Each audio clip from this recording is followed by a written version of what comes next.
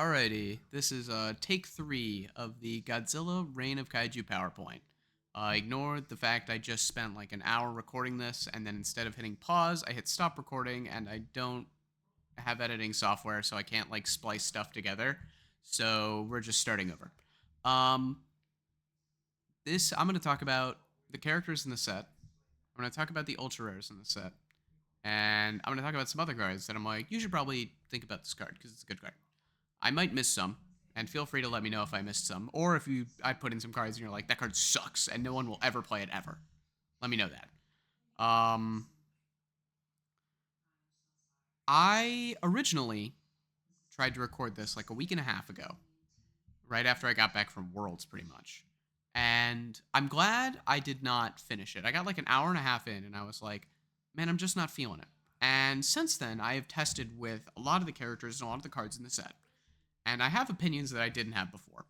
There were some cards that I was not as high on as I should have been. And those will be mentioned. So without further ado, let's get into it. So before we talk about any of the characters or cards in the set, you're going to want to know what a power token is. If I start with the first guy in Anguirus and it says make a power token, and you don't know what a power token is, that's not very helpful. A power token is a token. It sits in your stage. It's not a foundation. It's not an asset. It's not a backup. It's a power token. You sack it for 2 damage. Notably, that's not all they're used for. There are plenty of cards. There's a card on every symbol attuned in the set that says sacrifice it and sack some number of power tokens for a benefit. So if you're a character that makes a lot of power tokens, you find yourself putting a lot of cards in your deck that make power tokens, you might want to think about those in addition to it just being 2 damage. And 2 damage is 2 damage, you know? That's nothing to sneeze at. But there's more that you can do with them. Before we talk about the characters, I want to talk about these 2 cards because they're cards I'm going to mention that I'm going to probably mention frequently that you will want to know what they do so that you're not lost. City Rampage, there are multiple characters in the set that have this theme of 5 difficulty or greater attacks, and pretty much all of them have a City Rampage symbol. So if we're going to be playing a bunch of 5 difficulty or greater attacks, we probably want to put City Rampage in our deck. And I'm not even going to mention this.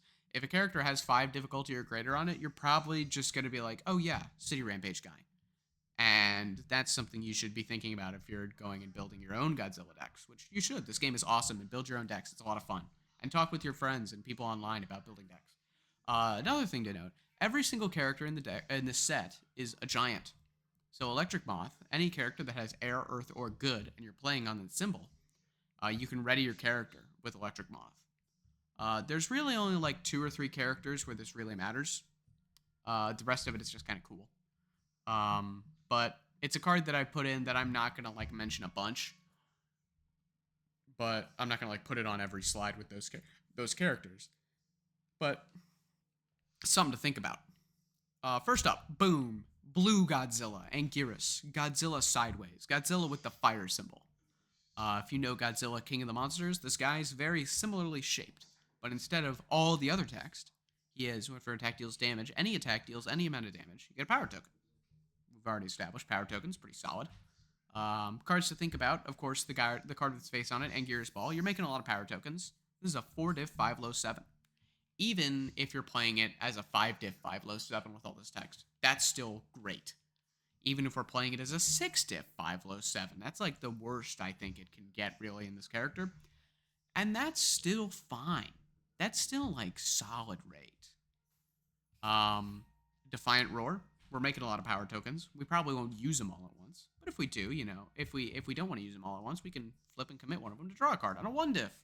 1 diff flip, draw a card. That's awesome. Monster Swing, I don't know if it's necessarily like good enough to make the cut, but at rate, 5 diff 4 mid 8 with upside. That's good. That's great stats for cost.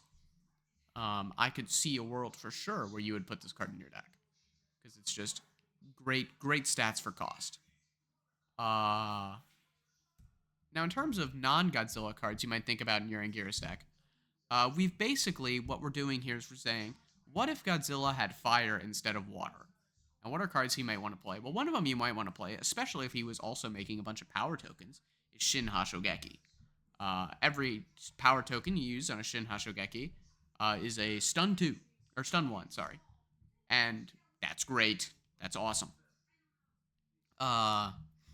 If we were playing a bunch of 5 difficulty or greater attacks and we go Rampage, we go move, move, move, and we want to pass our next move, maybe we want another Foundation. We can use Capture the Target. If Godzilla, King of the Monsters, had the fire symbol, he would probably play Capture the Target. And then I put Activate the Coordinate here because Zeke 1 is a deck that I think is quite strong that did not really lose anything with rotation. And this is a card you'll probably want in your sideboard because that deck loses so hard to this card. It is crazy. So yeah, that's about all I've got to say about Anguirus. He's just Godzilla with the fire symbol, meaningfully different because of power tokens. I think when I first read him, I was like, he's just Godzilla with the fire symbol and less text. Power tokens meaningfully different. You get to do some cool stuff, especially with some of those foundations I mentioned before that care about power tokens. Next up, we have Battra. Battra has a lot of cool text on it.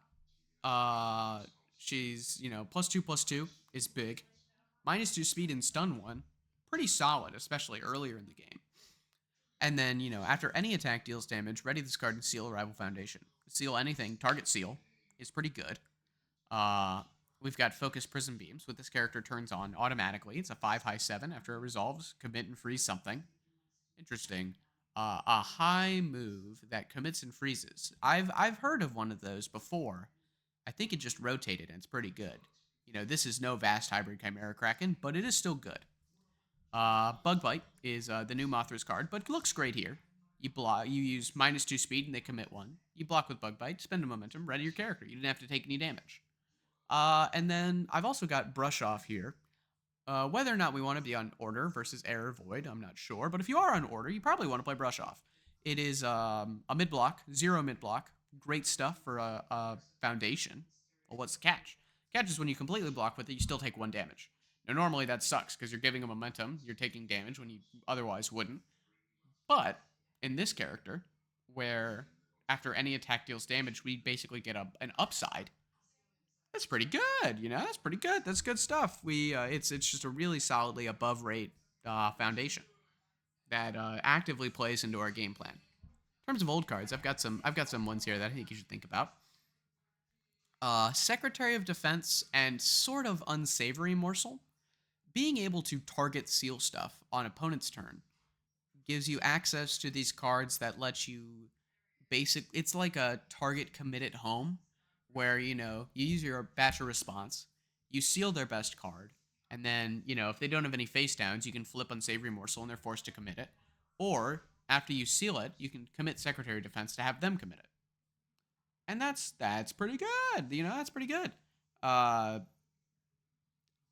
I think the fact that it has Order is what makes it interesting because you get to play with a card I don't have on here, Forceful Negotiator, and Master of Drunken Fighting. And you can kind of play like how the old Order Mitch decks would play, where you really just like commit them out on their turn pretty heavily. Wingnut Sabotage, if you play a move and it deals damage and you get to use your Batcha response, and your next move is a 5 diff, on a 5, an 8/8 essentially, because you can use the Batcha enhance. An 8/8 that they have basically no way of interacting with the speed with is almost certainly going to hit.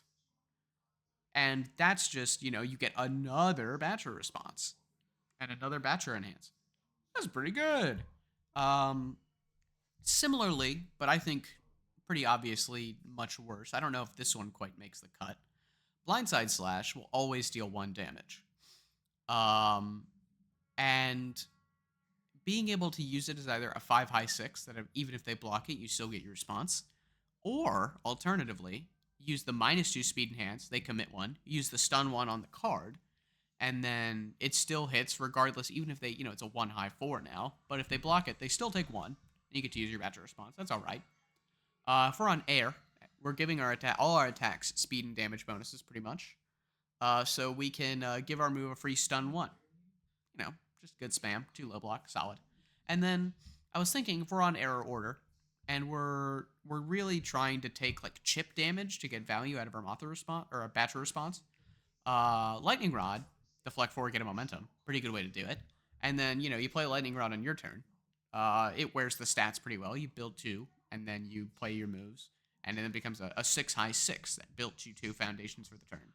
It's got some good text. That's why it's a 2 check. But I think it's worth considering.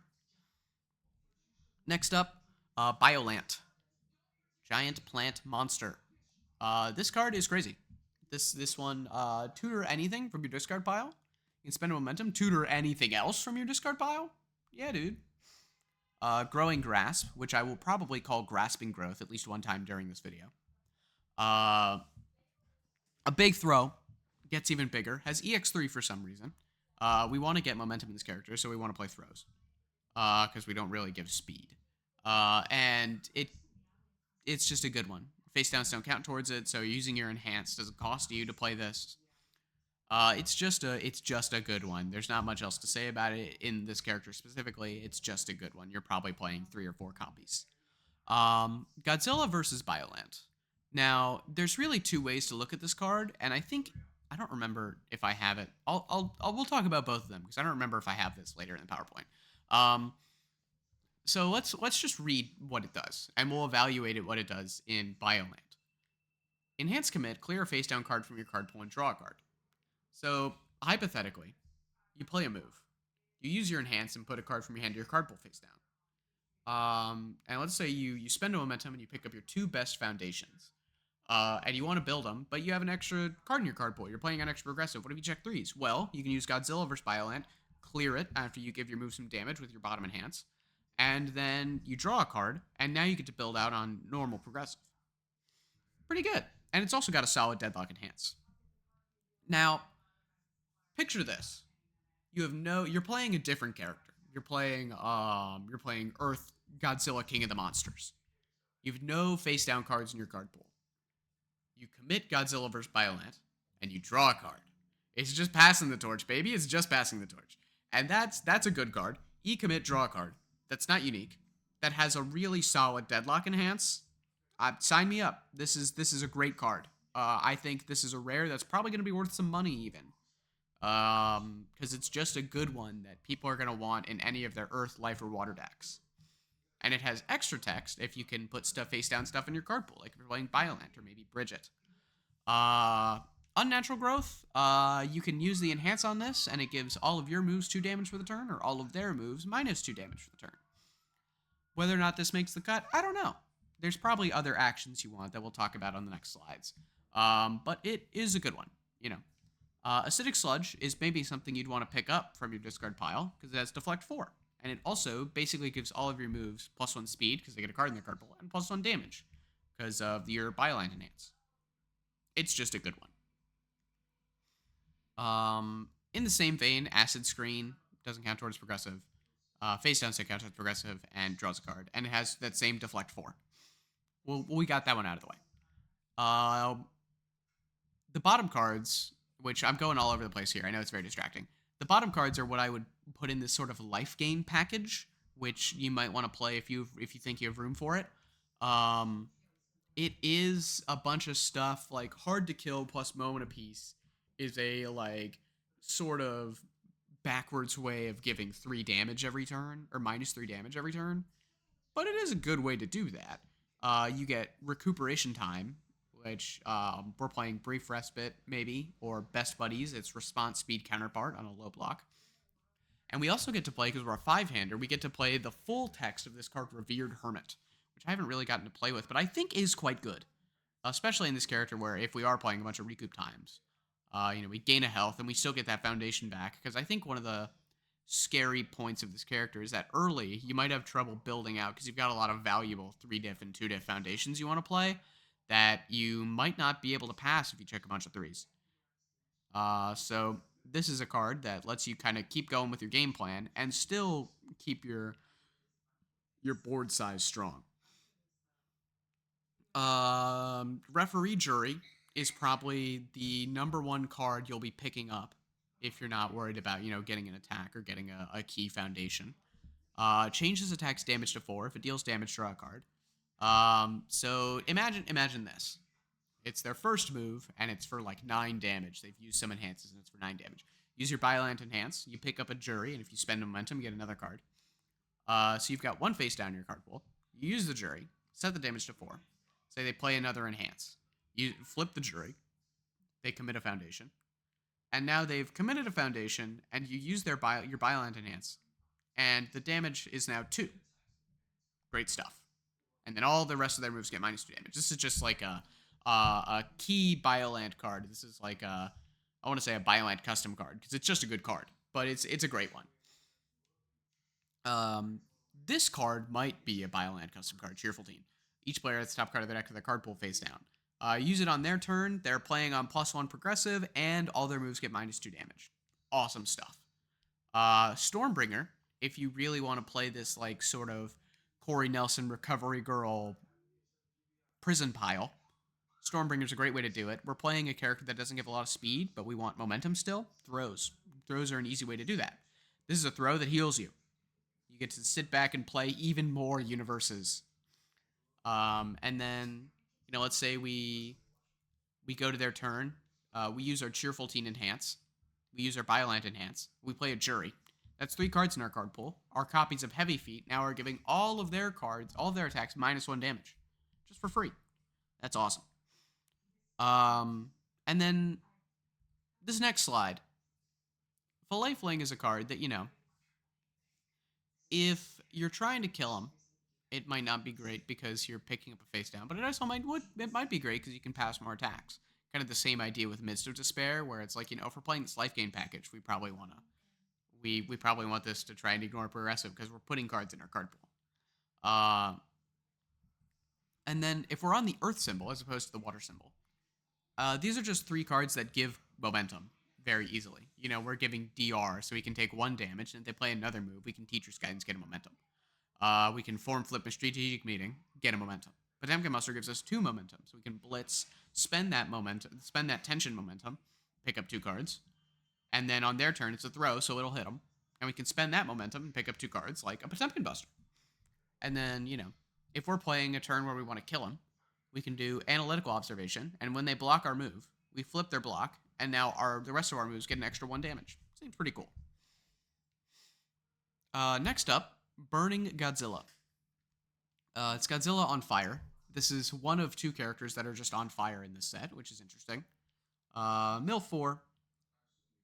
5 difficulty or greater moves get 1 damage for every 5 cards in your discard pile. 5 cards of any type or distinction.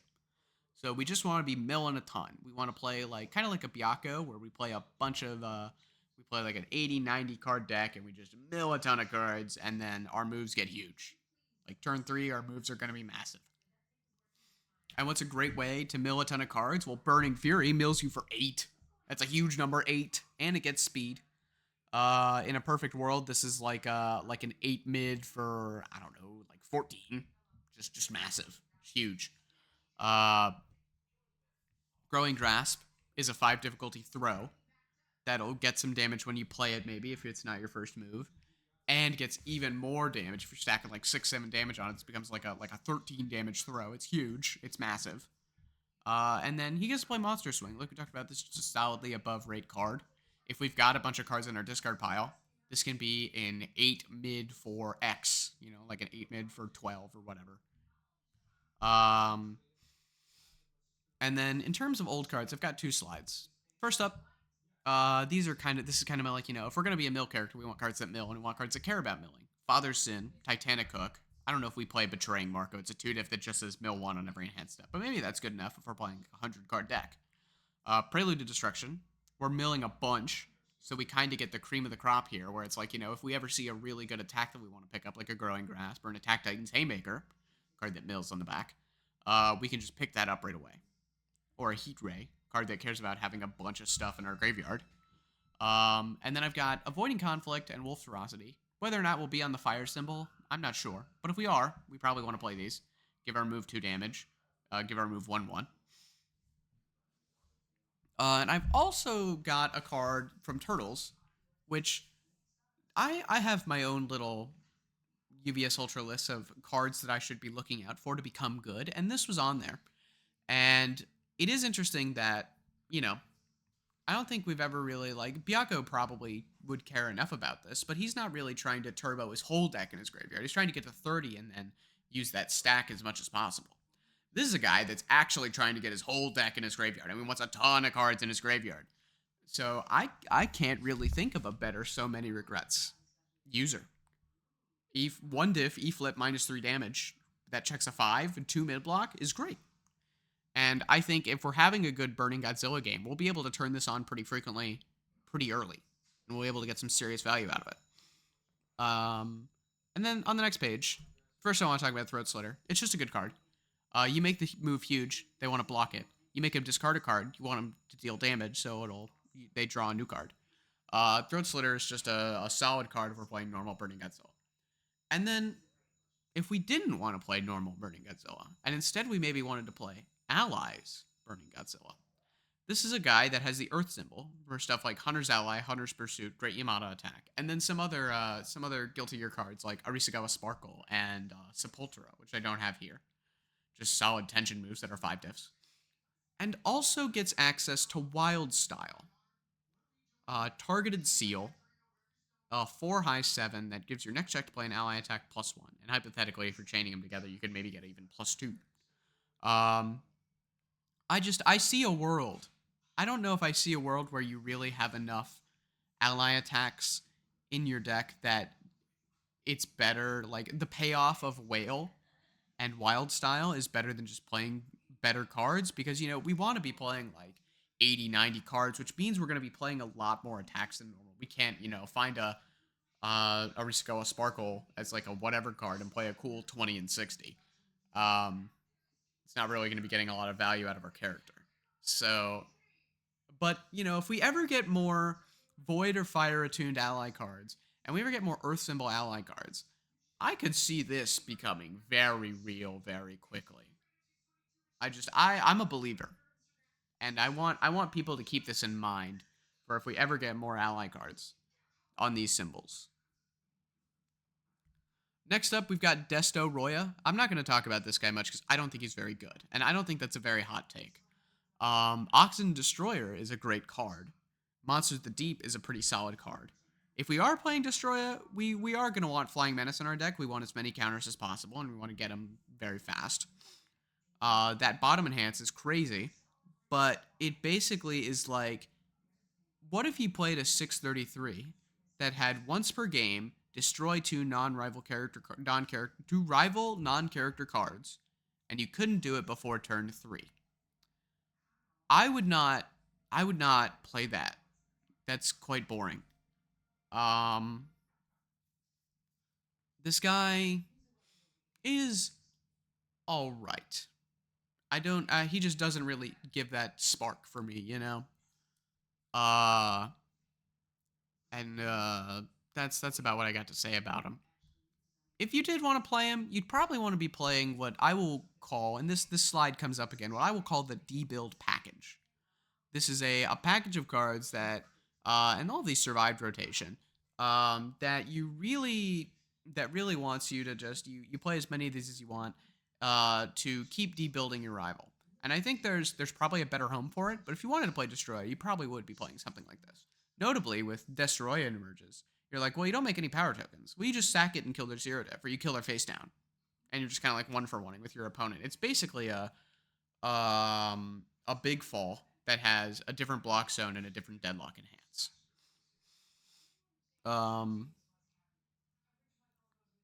And I think we've finally gotten to the point between Oxygen Destroyer and Thermal Flame that there's officially enough of a real payoff for debuilding your opponent that's more than just, keep them low and hope they check 3s and overcommit. And you can really get some good payoffs there. But yeah, it's about what I got to say about this guy. This slide will come back up again a couple times. Next up is Gigan. Gigan is a cool dude. I'll say that I did not have a ton of belief in this guy before I played games with and against him.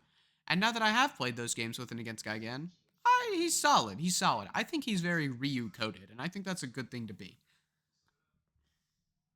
You can really, you can fundamentals your way. It's not quite as front-loaded. You get 2 damage in all your moves, maybe 2 speed.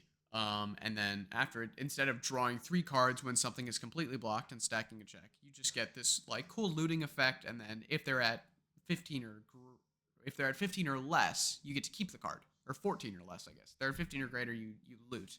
Versus if they're at 14 or less, you just keep the card. Which makes this guy notably much better into 7-handers than into 5 or 6-handers, which is a interesting spot to be at. He is a pretty cool one. Godzilla vs. Gigan. You can stack your 5 check. You can stack it on top and remove it to basically give your move 4 damage. Or you can just randomly hit it off the top and you get 2 damage and power token. Cool. King Ghidorah Unleashed. You remove it at the top. Not only do you get +2/+2, you also get a free attack you can play that turn, which is sick. That's great. We love free stuff. In terms of old cards, there's not much to say here. Science Bros. We're removing stuff on every attack. We're getting that 1/1. Warped Intentions. If we're giving our move +1/+1, or +2/+2 rather, we can flip and give stun 1 if we're on the air evil symbol and we want low block spam. Galactic Monster. We play a poke move and we remove this off the top. We basically just draw in a card and we can play this. Supersonic Flight. Remove it off the top, draw a card. Awesome. Tinker Shot. I don't necessarily know if it'll make the cut, but if you remove it off the top, it's a 1/1. And this guy is air for weapon at the ready as well.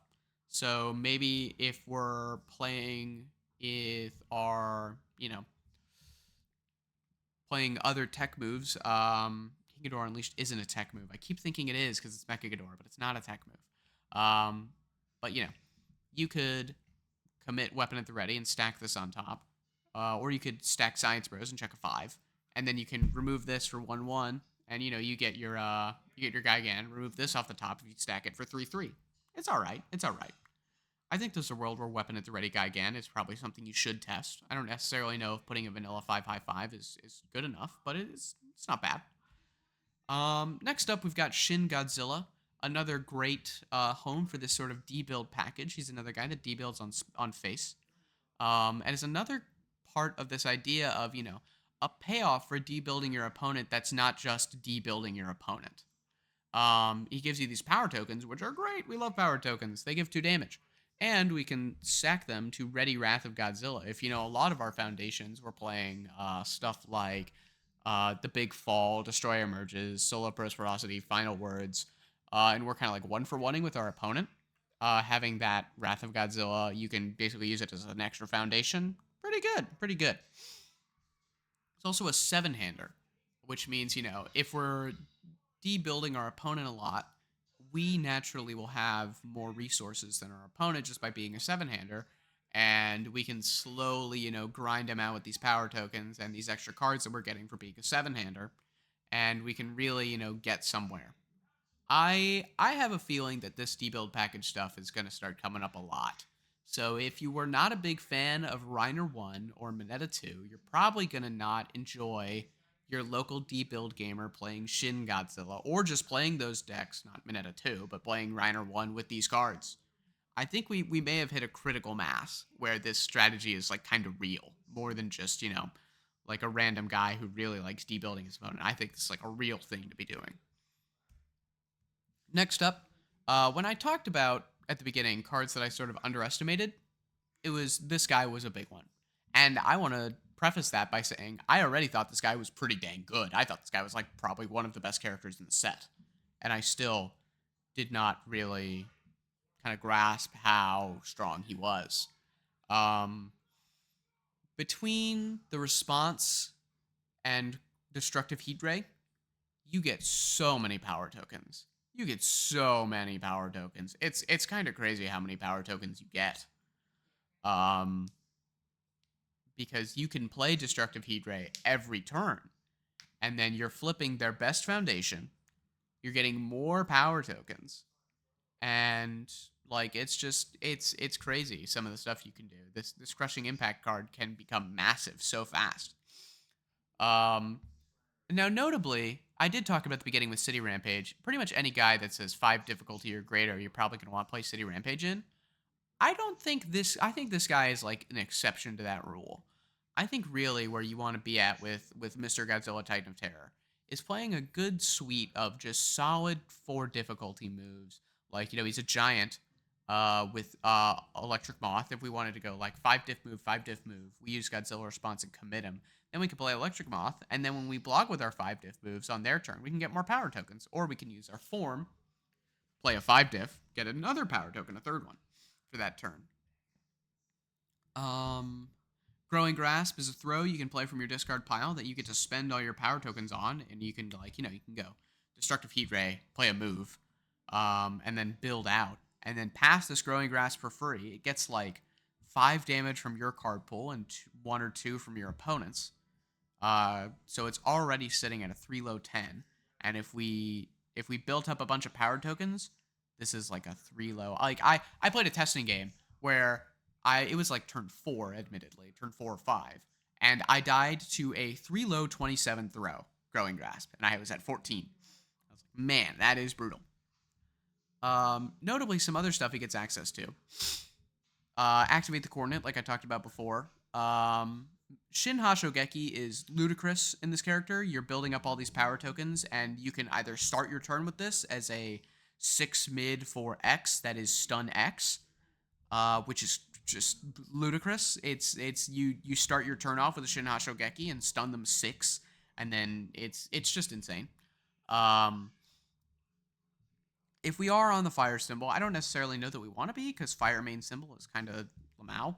But Megalomania is a great card to pull out of our discard pile. Enough Talk, if we don't draw a lot of attacks, but we really need to kill him, pulling Enough Talk out of our discard pile. Boom, we get to try for 3 more attacks. Canister is just like a cool toolboxy card. I don't necessarily know if you want to play this, because I think this guy is like... what I'm going to say might be controversial. But I don't really think it will be, actually. I don't really think it will be. What this guy is he is a 728 with more text, and that's crazy. I don't really think this guy needs more utility like that, because you already have so much that you have access to out of your graveyard. If we're on the Earth symbol and we're building up all these power tokens, maybe we want Armor of the Wolf, because each power token is an enhance that they then may have to pass. That gives us even more damage. The Manipulations of Zeke Yeager. This character's form plays any 5 difficulty card, like Genghis Frog or Manipulations of Zeke. So if we want to play a bunch of ranged or Titan attacks, we can try and flip them off the top and put them in our hand, which is pretty good. Manipulations of Zeke is a great card if you can build it for free. Father's Sin might be worthwhile if we want to guarantee hitting certain cards in our discard pile, like having a 5 diff to play. Notably, you can use the form going second if you have a non-attack you can play, like a Genghis Frog or a Manipulations of Zeke. So, you build and you play your Father's Sin, you hit a Manipulations of Zeke going second. You just form that boy into your card pool and build it down. That's awesome. And then Exam Strategy. If we can go like move, and then we can form pass a move for free, then our last move that we pass for free that our rival may not be ready for now has an extra 4/4. Which is pretty good. Next up, I've got Hedorah. I'm not going to talk about this guy for very long. If you think I didn't talk much about Destoroyah, I'm not going to have much to say about this guy. He's just, what if Grog had the water symbol instead of the fire symbol? Is that good? I don't know. Throws dealing extra damage is not necessarily a new concept. We had 2 Grogs that top 16 in Buffalo. And I think if you wanted to build a Hedorah deck, I would probably start with those lists, and I would see what their offensive game plan is and really go from there. Because you can, on the death symbol, like Death Attuned with throws, you can get pretty mean. You can do some pretty nasty stuff with some of these like AOT cards that say if your attack deals damage, they lose health. And we can really, pile on this game plan. But that's about all I got to say about him. He's not really my kind of character. But I do think it's a little real. He gets Shoulder Toss, which is a great throw that Grog doesn't get. Next up, it's me. They put me on a character card. Jett Jaguar, Warrior of Justice. This guy is pretty dang interesting. The form, notably, Each player chooses a foundation in their rival's discard pile, then that rival builds a chosen card. I will say, between Biollante and Godzilla Titan of Terror, Graveyard Hate is at quite the premium right now. And what is better than a character that already incentivizes you to play this Graveyard Hate with Immense Showdown and Jet Haymaker? Getting rid of their best stuff when you're not worried about filtering your own discard, so they're giving you your best foundations. Um, this attack gets +1 damage. Your next check this turn gets +1. If the check to play this card was modified, we can draw a card with Jett Uppercut or get a power token with Corona Beam. We choose a foundation in our rival's discard pile and they build it. If we make them choose Xilien Agent, we very well may be able to get that form off and search my deck for any one card that I want, which is a very strong effect to do.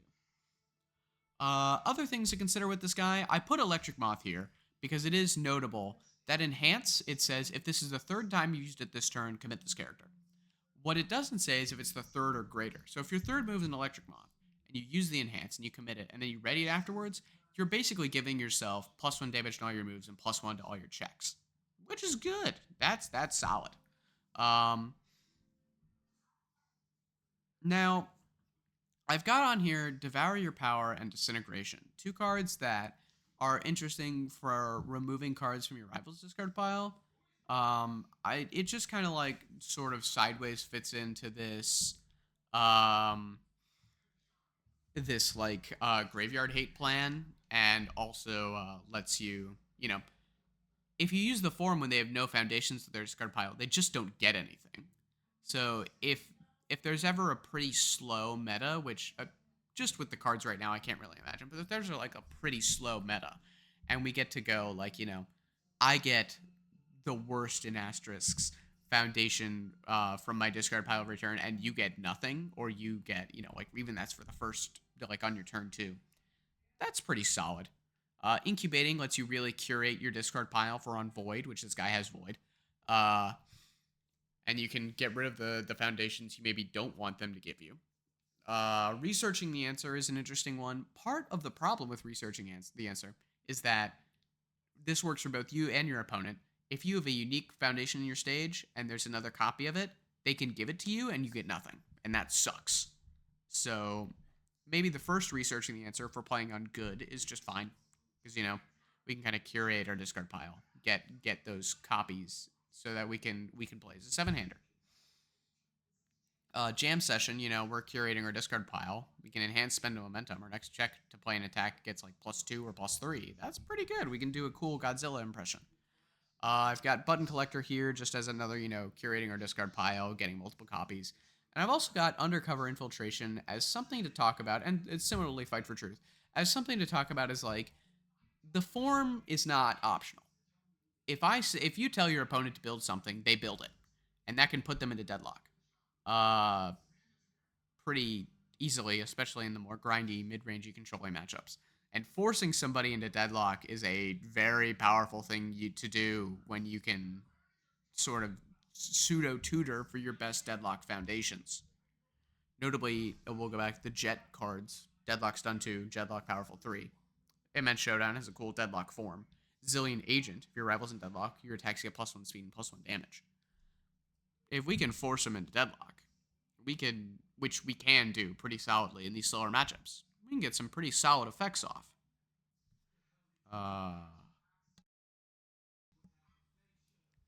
Next up is New Ghidorah. New Ghidorah is pretty interesting. The way he plays, that response, you can kind of just read as an extra like 9 to 12 health. If we look at this guy, let's call it 10 health.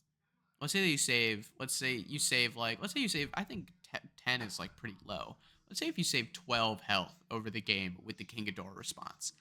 This guy's a 545 with good text. That's a huge number.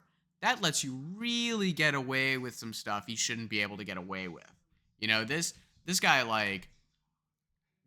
will survive turns that some 5-handers will absolutely not be able to. Like even the craziest Godzilla King of the Monsters draws, you're just fine. You know, you play Determined Advance, you take 10 because you can't reduce it, and they go like, move, it's for 11, take 3, move, it's for 11, take 3, move, it's for 11, take 3. And you just took 19 damage from their otherwise like 50 damage turn. And that's insane. That's just so insane. And then the enhance. Every enhance step, you remove a card from your hand to draw a new card. So we've got Golden Destruction, the card with his face on it. After you remove one or more cards from your hand, draw a card. It's got Echo. At rate, if you echo this as your first move, it's a 6 mid 8 that draws you a free card. It replaces itself. It like draws you an extra card off your enhance. That's pretty good.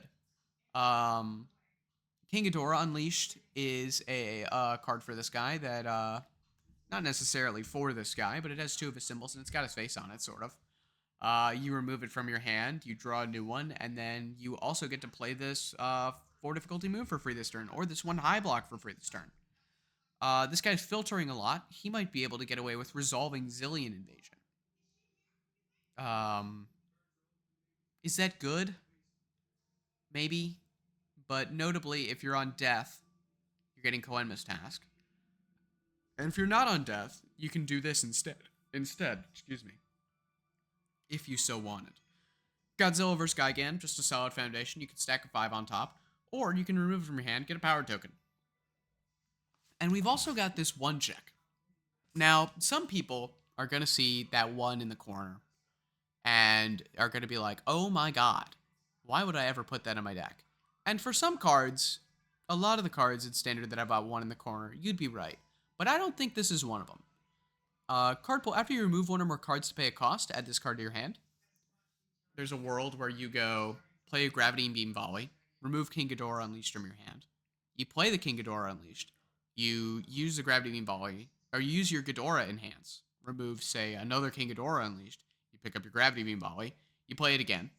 Then you play King Ghidorah Unleashed again. And you've just gone for the price of, basically it's an extra move that helps you cheat progressive.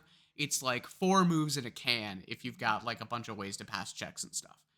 It's a very strong card. Just a free 3 mid 6 that you just throw at your opponent and then throw it again and just really tax their hand, cheating progressive all the while. It's definitely worth the 1 check, I think. Or it deserves the 1 check that it has. There are some other cards in the set that have a 1 check that I'm like, come on, buddy, what are we doing here? But this is not one of them. This is one where I'm very much like, not only is this a card where I'm like, oh yeah, that's a 1 check, but it's also a card where I'm like, I would probably put this card in my deck despite the 1 check. In terms of old cards, first one I want to talk about right away, item menu. This is a King Ghidorah card. It says, after you remove it from your hand, you draw a card. So you remove it with the King Ghidorah Enhance, you draw a card for the Ghidorah Enhance, and you draw a card for the item menu. You've just gone up +1 card. Same thing you can do with Supersonic Flight, and sort of you can do with Galactic Monster. Combined Firepower has been eroded, which you can't see here. It's now a King Ghidorah response. Guess what this guy is? He's King Ghidorah. And you can use Combined Firepower. That's awesome. We haven't had a character that can do that. And this guy, notably, is much more aggro-coded, and really probably cares a lot more about using Combined Firepower than old Ghidorah. I talked about with Xilien Invasion, Koenma's Task. Any character that can remove cards on face from anywhere that is playing the Death, Good, or Order symbols, you're probably going to talk about Koenma's Task. The real big hump to get over with this card is finding a way to remove it if your opponent isn't playing actions. Being able to do that on face, solve that problem right away. You can go and tutor for your 1 check out of your deck, so you're not worried about checking it.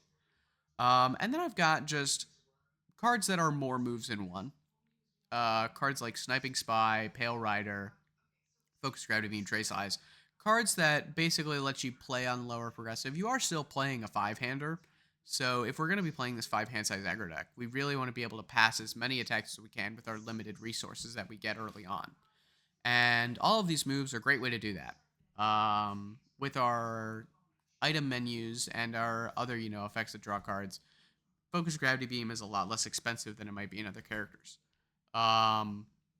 Trace Eyes, kind of the same deal. Sniping Spy, I don't know if we want to be on multiple bad checks, then we start getting into spooky territory. But if we do want to be on multiple bad checks, this is a great way to do it. And Pale Rider is just a good card. Next up, Mechagodzilla, Type 3 Kiryu. Modified, of course. is a five-hander in the most massive air quotes ever. He's really like a 6.5-hander. The minute you find a fusion chest cannon, or more importantly, an integrated weapons, like fusion chest cannon is, both a great card to play after it deals damage to a character they commit to, and you freeze your two favorites. Um, Mechagodzilla versus Godzilla. After you check it, you put it in the Kiryu zone, and you can play it later. Notable thing with Godzilla vs Mechagodzilla, if you what you can do is you can block with a drive parry, and then respond ready Godzilla vs Mechagodzilla, then respond Godzilla vs Mechagodzilla, pick up the drive parry, and you have another zero mid block you can get for free, which is just pretty solid. Kind of like doing a Remulus impression where you get a bunch of zero mid blocks for free. And we've got this card integrated weapons. And much like William Afton, aka Springtrap, aka Purple Guy from Five Nights at Freddy's, it always comes back. Mechagodzilla card pool response. Drive 1. Start of the end phase. Remove this card with the Kiryu counter on it. You play it as a move. It's a 3 mid 7, stun 1, and if they block it, you tap your favorite. And then at the end phase, commit a foundation. It's a 1 low block. You go to their turn, they play a low move, you block with it. And their end phase, commit 1. You can play it again next turn as that same 3 mid 7, stun 1. This guy really benefits from getting more turns out of a game because of this effect. There are going to be times where you remove your top card and you can just hang on to it. You don't end up using it, and you've got like a second hand that you get to build up over the game that makes you way more than a five-hander. And this integrated weapons card is like a core part of that, being able to really block forever with it, and to the same extent, fusion chest cannon. Being able to have a free 1 mid breaker 1 block every turn and a free 1 low block that's also an attack you can play every turn. It really is this overbearing resource advantage that if you can keep your opponent at bay, you could really overwhelm them. And what better way to keep your opponent at bay than to have a bunch of cards that help you block? Cards like Helena's Machinations, Fateful Decision, and Vagrant Truth Seeker, or its good symbol cousin, Fourth Wheeler Danger Sense. If we're on the all symbol, we could play Chivalrous Charge to give all their moves -1 speed. If we're on the order symbol, we can play into the stun them out on their turn plan with like Master of Drunken Fighting. Notably, as I said, this guy isn't really a five-hander, but for all intents and purposes, he sure does have a 5 on his hand size symbol, which means for Sword Get Longer, you have to build 3 whole foundations. You could get lucky and build your Helena's Machinations face down, but in general, building 3 free foundations on turn 2 or even turn 3, because we kind of want the game to go a little longer, that's great stuff. You can really, this guy, there's not a lot of cards besides like I think Sword Get Longer and like Vagrant Truth Seeker slash Fourth Wheeler that you're really like, oh yeah, I want to put this card in my deck right away. Because I think this guy, really what you're going to need to do is crack the code on being able to make sure you're getting to your next turn. And I think a lot of minus speed buttons are going to help with that. Stuff like Fateful Decision and other stuff that comes from minus speed. But yeah, he's just I think this guy is really good. And he's my favorite character in the set. And I've had a blast playing him already in just the couple matches I've played. He's so cool. He's so cool. Another character that is blocking a lot is Moth or Divine Moth. This is I don't have a second slide for this character. This is about all I got. Because I don't think there's really, aside from like Bug Bite, Mothra's face card, which readying your character when your character has this incredibly powerful text of commit, I block your move, is great stuff, obviously. But aside from that, we've got Protector of Life and Sacred Guardian, stuff that helps you block easier and has like good on block effects so that we can start chaining those responses together to give all their moves minus speed. And then on the reverse of that, Fajin Flurry, getting that static 3 speed from your response, will give you a momentum. And you can EX it, and you basically got a 6 mid for 7, all because they blocked your move. And then, in our 7-hander with no damage on face that's really defensive, we kind of got the same, Rodan-esque damage problem. And something like making preparations is a great way to sort of circumvent that, just commit for 3 damage. A low block version of Murderous Escalation that we can turn on really easily. Next up is Fire Rodan. I told you there was another character that was on fire, and this was it. Um, Now this guy, I kind of went through a bunch of different. I went on a bit of a roller coaster with this guy. He first got revealed, and I'm like, huh, I don't know. This guy seems pretty bad. And then the ultra rare got revealed. I'm like, huh, giving all your moves a static 1 speed. That other part where you can stack power tokens to pay for EX is like all right. It's pretty neat, but it's nothing too crazy. And then obviously targeted commit and seal is very strong. Uh, but giving all your moves a static 1 speed so you can first enhance, use the Rodan for 3 damage. Like, alrighty. And I thought about it some more, and I'm like, oh, it's kind of alright, but... And then, soaring in the skies give your move 1 speed. If they don't have any speed hate, you just get your 3 damage for free. If they do have speed hate, you get sad, but... And then I'm like, this Deft Approach card got revealed. I'm like, huh, that is a 1 diff that commits for -4 damage. That's not bad. We've got something here. This is a card that made me be like, there truly might be something going on with this Fire Rodan guy, and I think a lot of people are just writing him off really quickly, and I wanna give him a chance. This Fearsome Durability card, notably, if we're playing on the Fire symbol, which I don't know why we would, but if we were playing on the Fire symbol, a deflect in our DR character that draws a card and gains health, probably pretty good. In terms of old cards, you've got some options. Our character spends momentum on face to seal stuff. So we've kind of got the same idea with Battra that I talked about with Secretary Defense and Unsavory Morsel.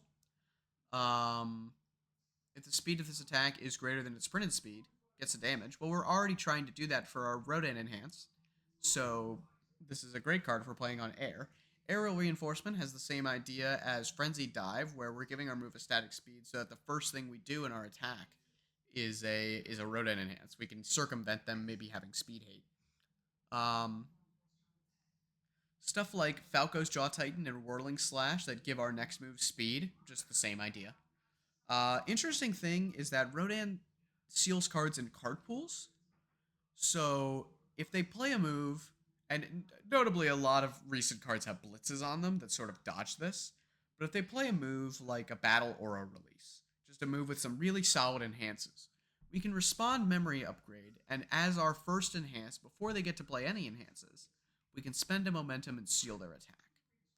And that's pretty good. That's pretty solid. Found Family is just a 6 check. If we block a move, and then their next one gets -2 damage, and we use Rodan to DR it even more with maybe our Deft Approaches. It's something. It checks a 6. It's a low block. These are hot commodities in our trying times after rotation.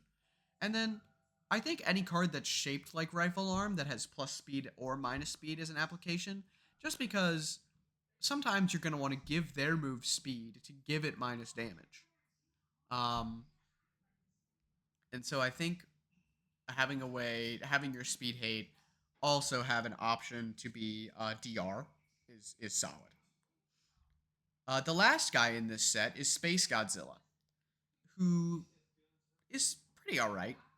He's got City Rampage on face, essentially, that gives you 2 power tokens, and then also has this effect that gives you momentum.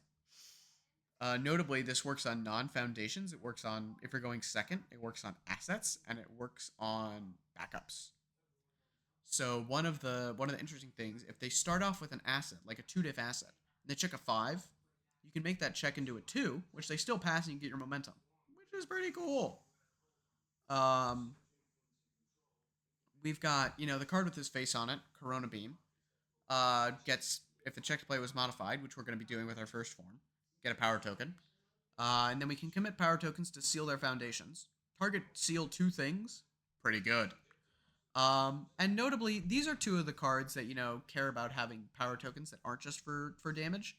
And they're 2 of the best ones, I think. I think the Earth one also is crazy. It just sets the damage to 1. But these are 2 of the other good ones.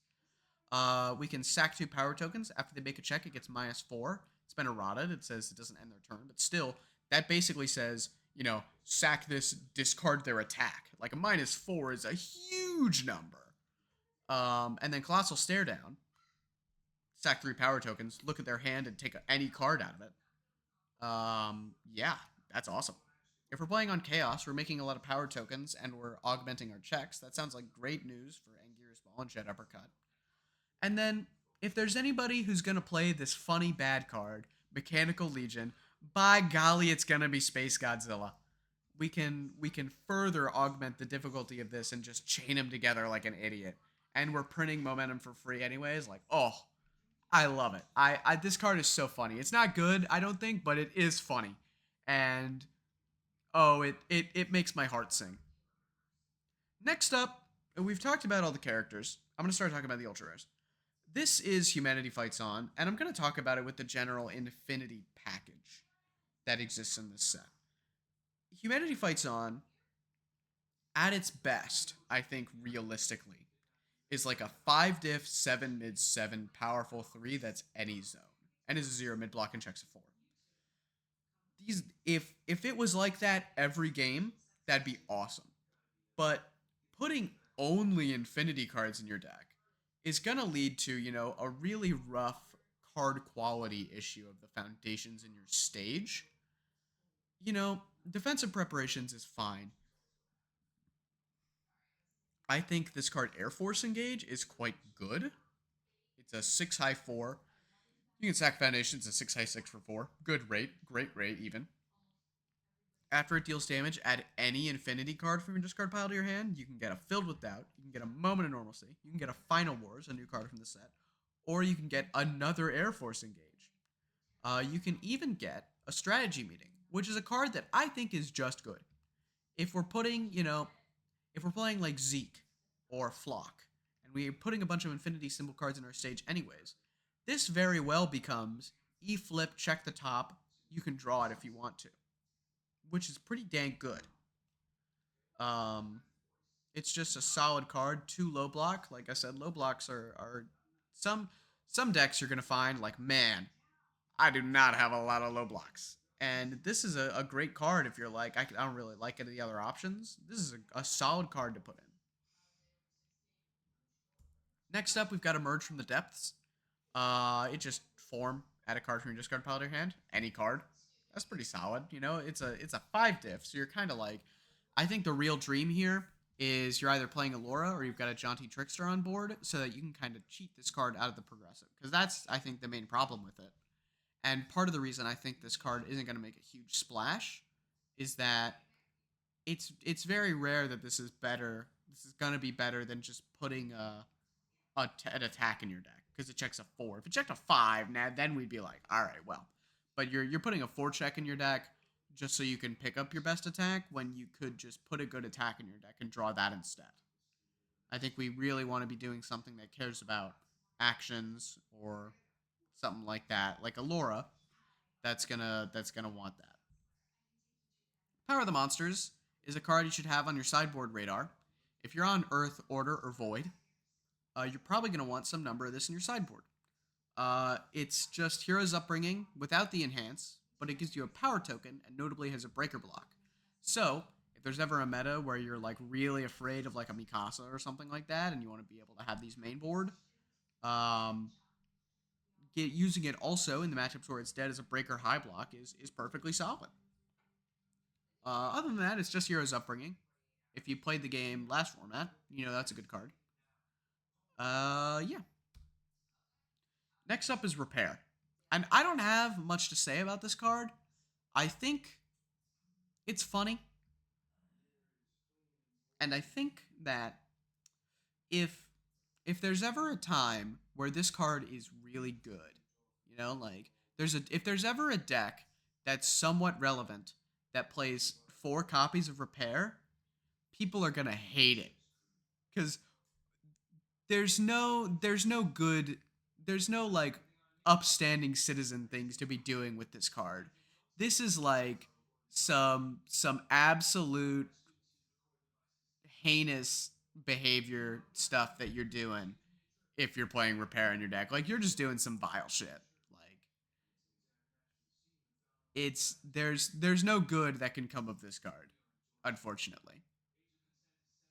But it's neat. Next up is Sacred Guardian.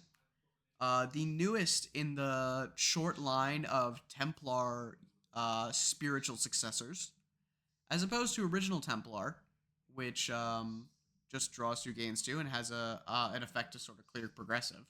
As opposed to Rejuvenating Smash, the card we just rotated out, that is an attack. We have Sacred Guardian. If you're tapped out, it's a 0 mod, which is pretty good. And the response notably also removes it, but you do have to discard a card. It's not just draw 2, discard. It just replaces itself, which, oh man, it just replaces itself and clears progressive. Oh, crazy. It's a good one. If you're on Symbol and you're not worried about being like a tight 60, if you're like a mid-range or a control deck, you'll probably want some. It's just a good one. It's just, it's just one of the good ones. And yeah, on the life symbol in retro, you could play 12 copies of Templar if you wanted to. Why would you? I don't know. But you could. Next up is Total Destruction, which is sort of like a side grade to Decay Awakened. And I think the most interesting thing about this card is that on the death or evil symbol, you can run 4 of both of these. There's a whole cycle of attuned foundations in the set that are after if it's E-flip, if your rival has cycled, commit a war crime. Like the Void one says they just discard a card. The good symbol one picks up any card out of your discard pile. I believe the Order one is target commit 2 things. The evil one is their next check gets -3. The Chaos one is your next check gets +3. The Water one is like ready any 2 foundations, I think. They're all actual war crimes on 1-diffs, but they're only live if your opponent has cycled. And a way, I won't say a good way, but a way to try and stall out the game and make it so you can use these effects is by playing 8 copies of Armageddon in your deck. It's something. Notably, I don't think this goes with the D-build package. You're playing like some sort of mill control deck, maybe on Death or Evil. But it is interesting to think about that this is like an option for a deck. I think if we ever get a character that's like on Death or Evil and is really interested in playing those cycle cards and like wanting them to cycle anyways, it's something to think about. It's something to think about that you can play 8 copies of this effect in your deck. Next up, Xilien Invasion. As you can see, the Xiliens invaded day 1 top cut of Worlds. And we've got a Koenma's side grade. It's not an action cancel. But the form is notably somewhat similarly difficult to pull off. Getting 2 copies of this card in your hand, unless you're really like doing some tricks on it, it's not an easy feat to do. But if you do it, you get to search your deck for 3 copies of the best card in your deck. There are some pretty good cards that get a lot better when you have 3 copies of them. If you find a character that can do this consistently, it certainly is good. I don't know who that is that's not sacrificing a lot of stuff to be able to pull it off. But if there's ever a character that like tutors actions, we should keep this card in mind. Next up, we've got Acidic Sludge. This is a Deflect 4. That'll win you games on its own. We can start off with that. It's Deflect 4. There are people who will sit down when they've got a lethal move, and they can make it for more damage, but they don't, because what could you possibly have? You can't block it. And then you get to laugh at them when you Deflect 4. And you have such a margin of error on, like, if you're at 10 health, they've got a 13 damage move, you just get to sit there and smugly know that you're going to untap and they're going to die. It's awesome. And that's not even talking about the text in this card when you play it as an attack. It's got some very strong effects that MHA players, I was not one, but I do know these cards because they're very popular and talked about. You may recognize Blitz your rival adds top card of the deck to their card pool face down. Hey, it's Tongue Whip. Blitz spend a momentum. Put 2 cards from your discard pile on top of your deck in any order to get 2 damage.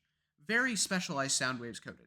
And these are both good cards. If we fuse them together, give it Deflect 4, and put it on a 4-diff, by golly, we've got something here. We've got something. You can stack 2 5s or 2 6s on top of your deck, or you can just stack some attacks and draw them.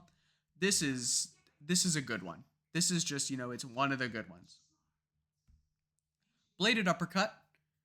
We did lose repeated 100% smash, And if you're ever a deck that's getting momentum and not sure what to do with it and not sure how to kill your opponent, well, this is a great way to do it. It's got EX2, it's got Powerful 2, it's got Stun 1, it's got Frenzy, and if they're at 15 or less, EX3 Powerful 3 Stun 2 on your 4 diff is quite strong. Notably, this also gives 4 damage to Patchwork Baby, and it's on the All and Evil symbols. Not much else to say about it. It's got a lot of keywords. It punches good on a 4 diff. It is something I've learned in testing is that much similar to Gigan, this card's way better into 7-handers than it is into other people. Into 7-handers, this is like you get one move through, and all of a sudden this card is a stun 2 with Frenzy, and it's like, holy cow, this card can really end games. Whereas against 6-handers, you're working a lot harder to get those stats. To get those keywords, rather. But it is still a good card there. Next up, Blasting Off. Now this card, first and foremost, it is a Kiryu card. It lets you loot 2 to draw 2, and it's a 7 mid 7 that drew you a card when you played it. That's pretty solid. And that's cool and all. But that's not what I'm here for. I'm here to play this card in Crystal Lens and give it 40 instances of Stun 1 and draw 40 cards and make 40 wall counters. And this is quite the Krista custom card because we're giving stuff instances of stun already and drawing new cards, and we're pitching cards to don't do this for more cards and more wall counters. Notably also, something to think about if you're playing Benimaru on good, you can give this card another powerful 2 and you're building up all this momentum. You can turn that momentum into cards pretty easily. In the same way you can with Mitchell Chimino. You know, you play this card, make it EX3 or whatever, or powerful 3, spend a momentum. Not only are you drawing that momentum at the end of the turn, you're drawing a new card. You can do that, you know, you can basically, this card says draw 4 on it if you have 2 momentum. It's solid. It's just solid there. Just a cool card advantage engine kind of contained within itself. But it is, yeah, this card is sick. It's cool. It's just cool. Bug Bite. We've talked about how it readies Mothra. We didn't really talk about the offensive applications of this card. It's a 3 diff, 1 high, 5. Your 3 diffs, you're probably going to want to be damage leading because you're playing it later in your string when they've already blocked a ton and they've already got some progressive difficulty going. So, you know, you stack a 5 or a 6 on top and you can play another move afterwards that you know you're going to have a smoothing out passing it. The response on block, there's a couple characters that I would want to talk about being able to mess with this card.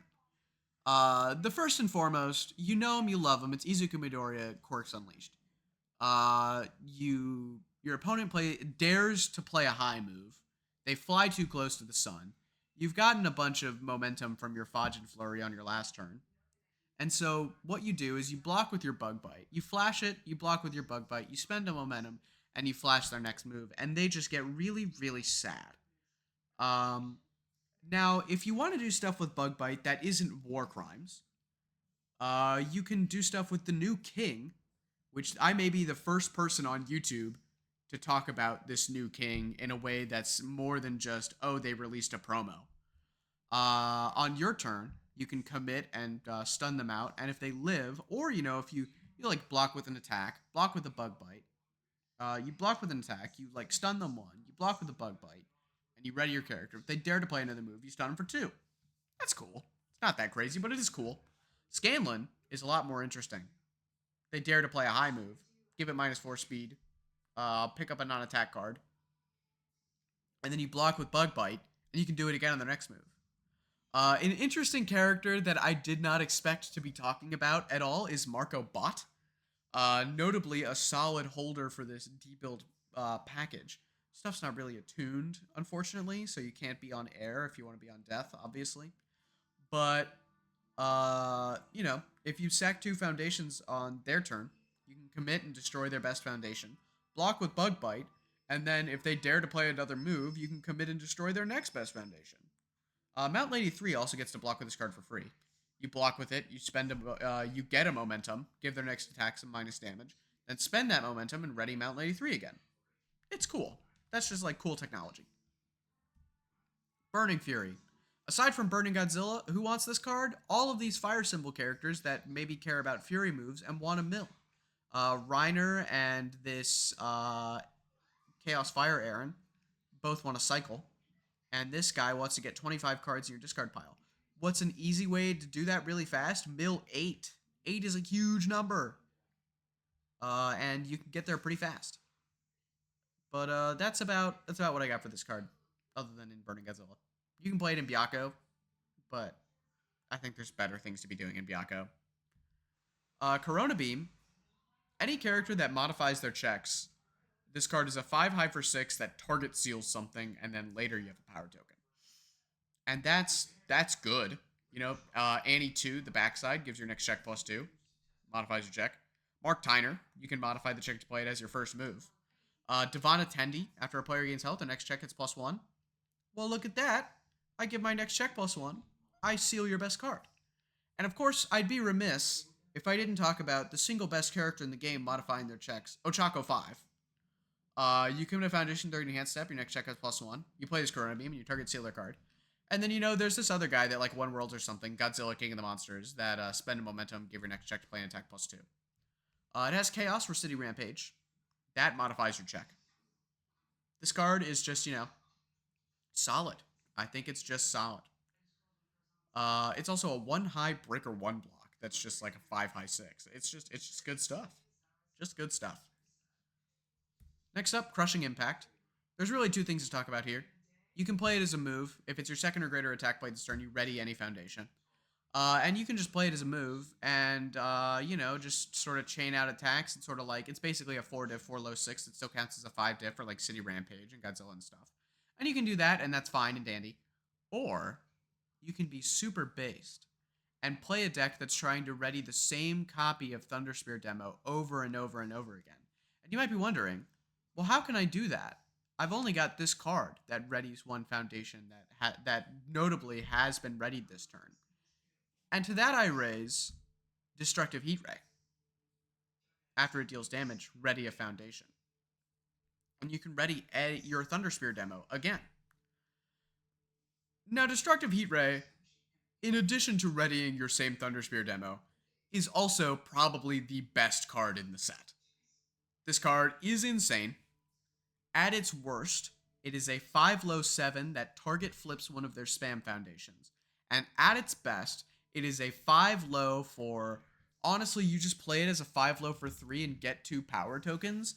And then your next one, and your one after that, and your one after that, flips anything in the universe. Anything in the universe. If you're playing like Anguirus or any character that gets power tokens, this card flips anything in their stage. A permanent answer to the best card in their stage. And it gives any move you want +4 damage. Like, it's insane. It's ludicrous. This is the card that, like, single-handedly, I think, pushes Godzilla Titan of Terror over the top. Because it's just, you vomit out so many power tokens, then you get to tutor out the best card to use those power tokens on. It's ludicrous. It is so strong. Focused Prism Beams.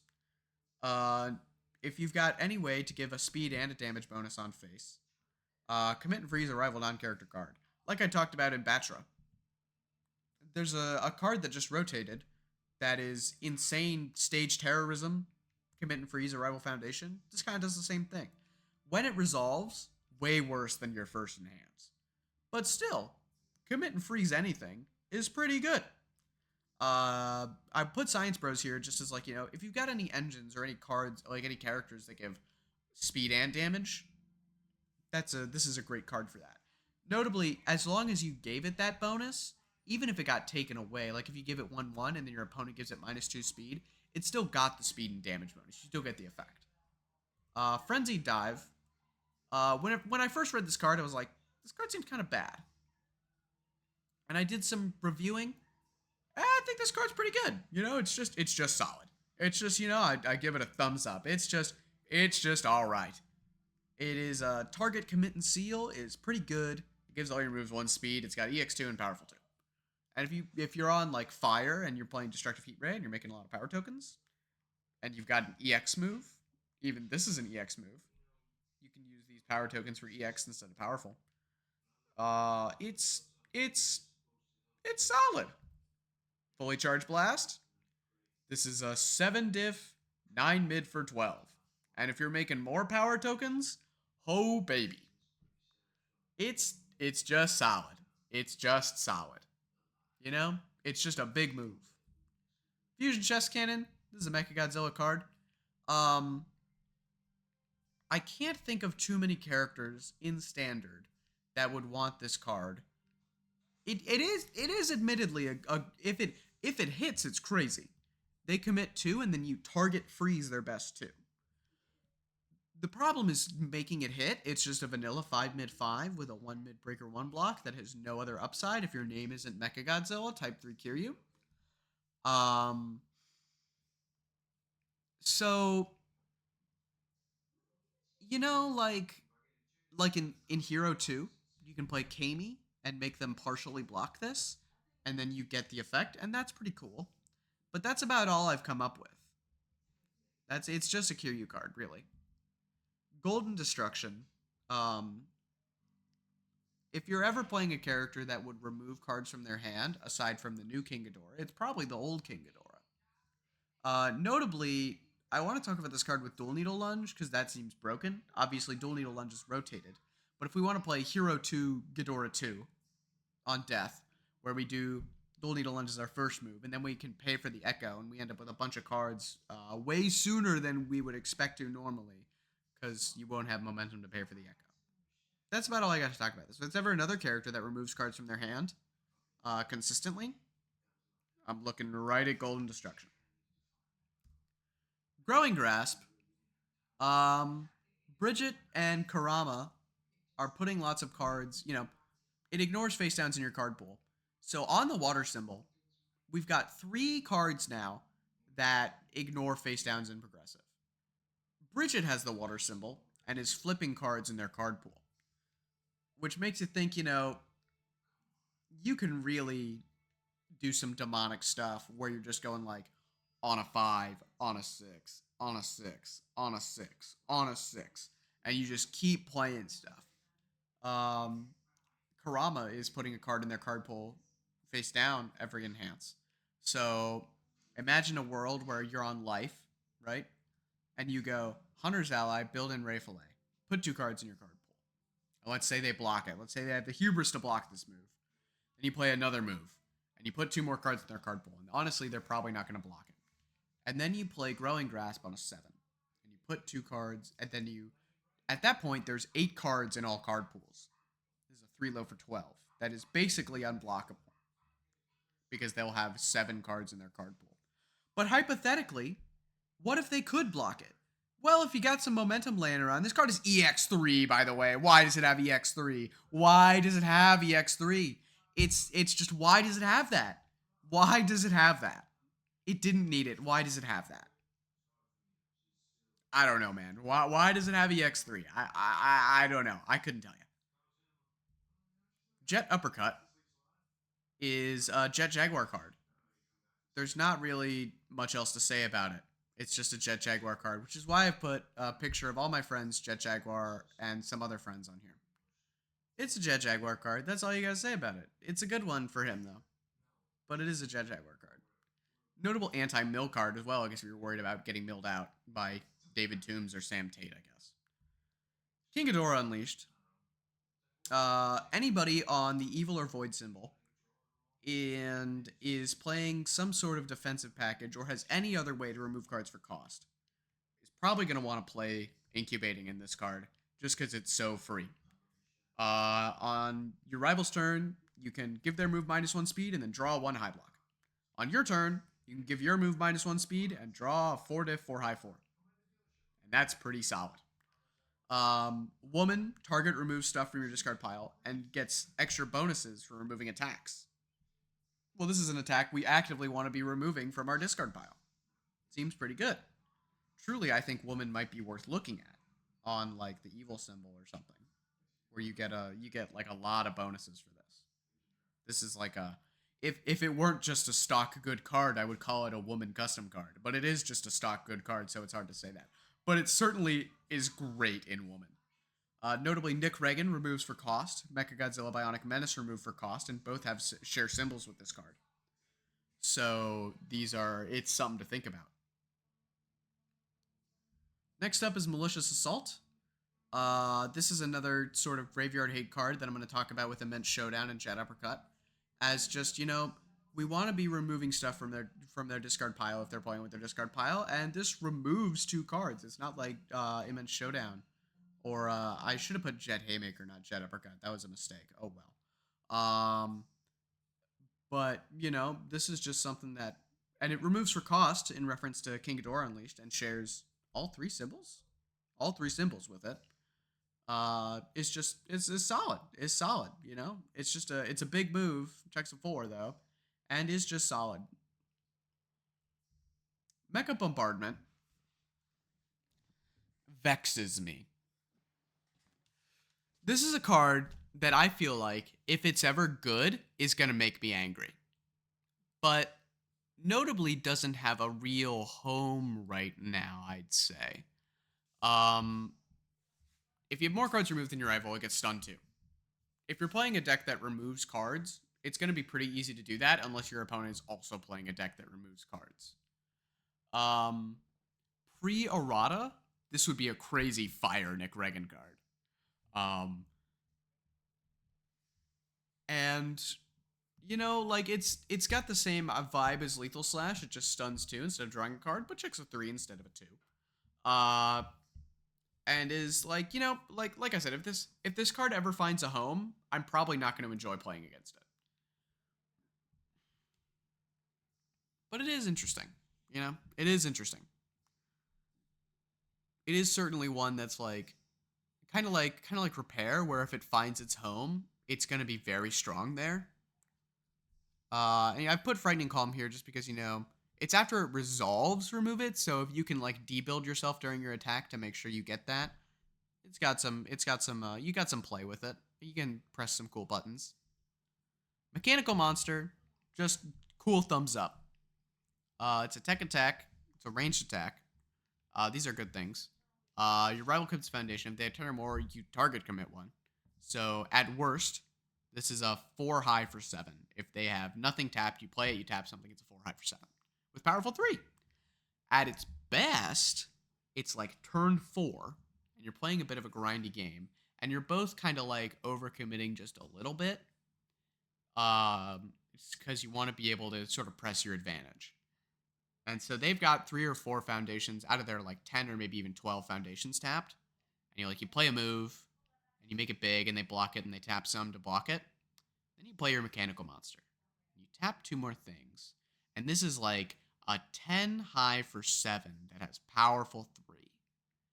And that's crazy, That's pretty crazy. It's a good card for these grindier matchups. And is also, at worst, a 4 high 7 stun 1 powerful 3, which is solidly on rate. Next up, Monster versus Machine. Blitz target commit anything. If they have 10 or more foundations, freeze it. It's a 1 mid with breaker 2. It's got powerful 2 on a 3 diff. They think you can't possibly pass any more moves. Boom, I commit your reset, and I'm powerful to this guy, and I dome you for the rest of your life total. And then if you play it as a poke, after it deals damage, you get a power token. That's pretty alright. Or, you play 2 moves, and they're big moves, and your rival has a bunch of stuff committed out, and they're saving their valuable pieces. Play this first one. It's a 3 mid for 3. You target commit their best thing. Play another one. Boom, it's a 3 mid for 3. Use that power token, you powerful it up, and you take them out. Just a good card. Just a solid card, another one of those thumbs ups. Just a real good card. Oxygen Destroyer. I'm not putting the debuild package on a 3rd slide, but if you're debuilding your opponent pretty consistently, this is just a free attack from your discard pile in the same fate as King Ghidorah Unleashed, but this one's got powerful 3 on it. Notably, if you're removing counters from your character, I've got another slide later that talks about the whole counters gimmicks. There's a couple different cards that care about counters. But this is a cool one to do that in. Queen of the Monsters. If Destructive Heat Ray wasn't the best card in the set, by God, it's this one. Holy cow. Holy cow. What a card. At worst, this card is you play a move, then you play this, and you build that move from your card pool face down, and you've cleared a progressive and given yourself a ready foundation to pass more checks. At best, it's sometimes still that. Or you can spend a momentum to build the best foundation out of your discard pile and draw a card. Wow. And it's a 4 high 7. Like I would probably still consider playing this card if it was like a 3 high 5. That's how good the text on it is. It's just also like an overrate 5 diff. It's wow. Wow. Just wow. This card's crazy. Pick them up now. They're going to go up. I don't know how much they are now. Probably not now during pre-release, but if you get a chance to get a deal on this card, get it. It is so good. Notably, it's also the participation promo for the Season 1 and 2 local championships. And that promo looks very nice. So get your copies there and wherever you can, because you're going to want 3 to 4 copies in any deck that's on Symbol. I say 3 just because, like, currently I'm at 3 in some decks because I want to test other cards, but I imagine we'll be at 4 by the time we hit the final version. Like, this card is just crazy. Thermal Flame, same deal. I'm not putting the debuild package on a 4th slide. You get the idea at this point. If you're debuilding your opponent, this is a 4 diff 5 high 4 that can't be partially blocked with Echo and Frenzy. That's pretty good. Winged Death. When I first read this card, the only other video on my channel is a Rodan deck profile. I played Void Rodan, and I'm like, well, you know, I first read this card, and I'm like, what deck wants this? Because it's not Rodan, because you have Incubatings. Then I thought about All Symbol and Air Symbol Rodan. I'm like, ooh, you know who wants this? Those symbols. When you don't have Incubating in your deck, it becomes a lot harder to really get to that 4 attack so you can cheat more effectively. And this is a card that actively says remove attacks from your discard pile. This is what a Death from Above wishes that it was. It's just solidly statted, it's not too expensive, and it's a 2 mid breaker 2 block. You know? You remove your 5 diff from your discard pile. This is a 5 high 6 that lets you mill 2 and put whichever one you want on top of your discard pile. It's just good, you know? Immense Showdown I've put on with a whole bunch of Graveyard Hate cards. And I want everybody to look at Godzilla Titan of Terror and look at Biollante, and from experience, putting their best 5 diffs in Titan of Terror to the bottom of the deck, putting their juries in the bottom of it against Biollante is way stronger than you might think it is. It is quite effective. And so I want to talk about all these Graveyard Hate cards in the same vein and being like, if you can trigger Trickster's Blessing every turn, if you can find room in your deck for a copy of Sins of the Past, if you can put Devour Your Power in your deck, Invite Hell makes them mill 3, kind of like counterintuitive. Disintegration only hits Foundations, which is nice against Biollante, obviously not that relevant against Titan of Terror. If you're on Symbol for Immense Showdown, I would be maining at least 2 copies because it is that strong against these decks. There are obviously going to be points where they just hit a critical mass of stuff to pick up, and it's like, all right, well, this kind of feels bad. But that doesn't happen too often. These games go fast enough that you're really going to get value out of this. Like, it's definitely worth it. Xilien Agent. What's if you're building cards from your discard pile, like if there's a character that builds foundations from their discard pile, I've got a Broberg 3, which I made this PowerPoint before that came out. I would have put him on here. If I have a Broberg 3 list that's playing 4 of these, because, you know, you can tutor it from your discard pile. Jett Somersault Kick, if you have a power token, you build a non-unique foundation from your discard pile committed. If you got one of these ready, you build one committed, go get the best card in your deck. The ability to go get the best card in your deck is strong. It's just about finding a way to consistently do this. The fact that it has a +4 mid block feels kind of bad. So it's like, if we're putting this card in our deck, there's quite a cost to it. And whether or not we can get away with that, I'm not sure about. But if you are able to semi-consistently get that effect off, obviously, like I said, tutoring the best card in your deck, I don't need to tell you why that's good. It's just good. Next up, and this is sort of in the same vein as Oxygen Destroyer, these cards that care about removing counters from your character. Notably in Destoroyah, you're not getting that many counters, so there's not really much to say there. But there are quite a few old characters that get way more counters than Destoroyah. Historia, Hanji Zoe, Erwin Smith, and Grog come to mind as characters that would love to put combined perfect form in their deck, and would be pretty dang interested in putting Micro Oxygen Beam in their deck. A 4 mid 9 stun one, that's pretty good. A 1 diff that's E flip for -4 damage, that's pretty solid, you know? It's just these are solid cards if you have like an excess of counters, which I think most of these characters, Erwin typically has a pretty solid use for all his counters, but still may want to play these in some capacity. Historia, Hanji 3, and Grog are characters that can definitely get away with spending some counters, and I think they'll definitely want these. Whether or not you want to play them on this symbol versus their other symbol is a point for contention, but I think it's worth thinking about. These are very strong cards for these characters. Ruthless Guardian. E-flip, each player seals a rival non-character card. This hits cards anywhere. It hits cards in the card pool, which is the main one. I imagine... Does this hit cards in the discard pile? Can you seal their King Ghidorah Unleashed? And then it doesn't trigger when you remove it? I'm thinking of this now, as I'm saying it, and I don't know the answer.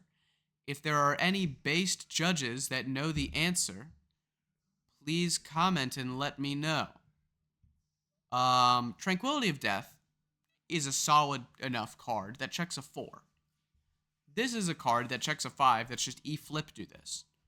The goal really is that, and I think the more interesting thing about this, Tranquility of Death was really only that useful if you were playing a deck that had just a lot of defensive pieces and didn't really have offensive pieces. Like Smiling Titan liked this card because it got to play all these 3 and 2 diff defensive cards that you didn't care if got sealed on your turn, but you wanted to seal their best defensive piece.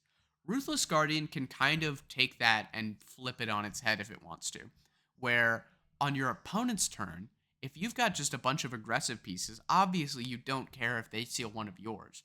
But if you seal, if they play a move that has a bunch of enhances and like a Patchwork Baby, and your first enhance is to seal their Patchwork Baby, and they've got just like a 3 mid 1 stun 2 or whatever, that's pretty good. Or if they've got like a Science Bros and their first enhance is to do something with it, and then you seal it and all they're sealing is like another copy of this or whatever. That's solid. That's just solid. That's just solid, It's got some play to it. I think it's not a card it's not like a staple you'll just slam in your decks. But I do think it's got some serious play to it. It's got like, you'd want to build around it, but if you can, it's a very strong card to do so. Defiant Roar is a card I talked about with Anguirus, and I probably should have talked about with Godzilla Titan of Terror. If you're making power tokens, this is E-flip draw a card for free on a 1-diff. That's awesome. People have put Fearsome Transformations in their deck for less. And yeah, it's just a E-flip draw card. What more can you ask for? Deft Approach. Not only does it do stuff in Fire Rodan, I'm thinking about in other DR decks like Hanji 1. People have already talked about being on Fire Hanji 1 just because you don't lose much because all the Titan package is attuned. So if we're already on Fire, maybe you want this card that's just a 1-diff that commits for -2 damage. So that, every turn we're building up this wall of DR, and we can make it even bigger with Deft Approach. Just something to think about. Divine Defender, a.k.a. Street Hero, but better. A.k.a. struggling with studies at home. If it's your rival's third or attack or greater this combat phase, pick up any card from your card pool.